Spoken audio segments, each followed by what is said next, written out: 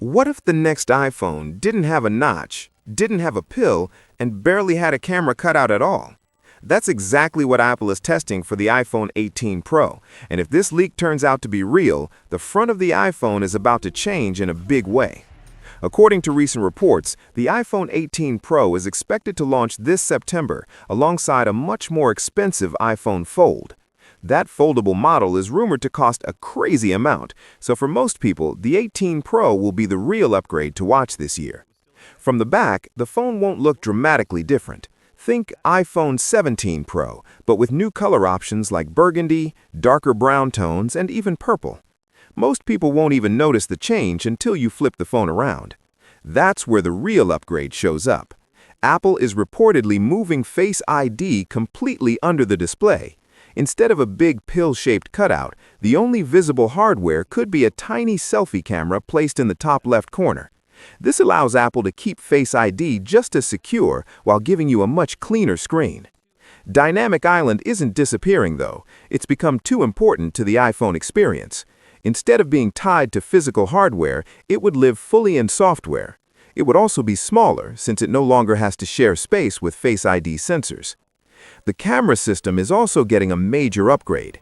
Apple is testing a variable aperture lens that physically opens and closes based on lighting conditions. This means better low-light photos and more natural background blur, without relying so heavily on software tricks. That said, there's still a chance this feature could be limited to the Pro Max or delayed again. Apple is also tweaking the camera control button. Right now, it supports both touch and pressure, but that setup has been clunky and expensive. With the iPhone 18 Pro, Apple may remove the touch gestures and keep only pressure sensitivity, making the button simpler and more reliable.